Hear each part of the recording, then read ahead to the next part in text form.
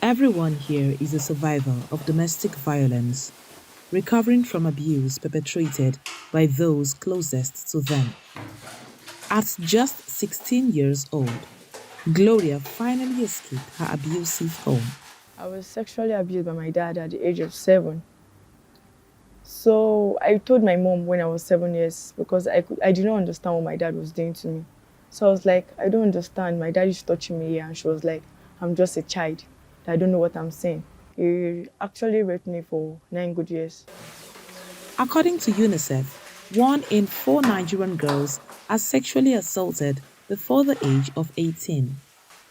Gloria now lives at this shelter, which was set up during the COVID-19 lockdown in 2020. Dorothy Njemanze is also a domestic violence survivor, and she started a non-profit foundation in her name. Pre-COVID, we used to have about 10 to 12 cases reported weekly. During the lockdown, we used to have 4 to 7 cases reported to us daily. Now we're back into the, you know, average range of 12 to 15 weekly.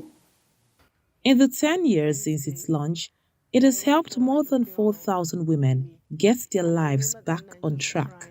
What happens many times is people force survivors to go and stay with extended families, and by extension, they're forcing them to go back to abusive situations or to go and meet people who would blame them for daring to speak up against abuse that they're tired of enduring.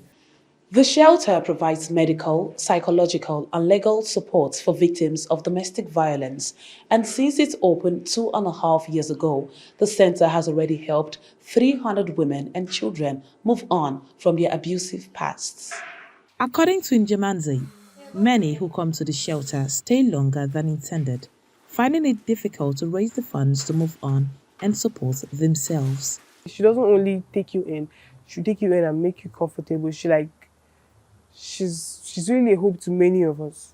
She's really a hope. She supports us. She's like our mom. Recently, the Dorothy Njemanze Foundation held an exhibition in Abuja, allowing survivors to tell their stories from their own perspective. In addition to increased awareness, activists say the laws around sexual and domestic violence need to be strengthened and attitudes of police need to change. Lawyer Ojoma Abrahams say they often lack funds to pursue these cases, and there are other challenges as well. There's that discord between lawyers and law enforcement, police especially. They would just want to rub it in your face that they also know the law. Sometimes they don't even cooperate.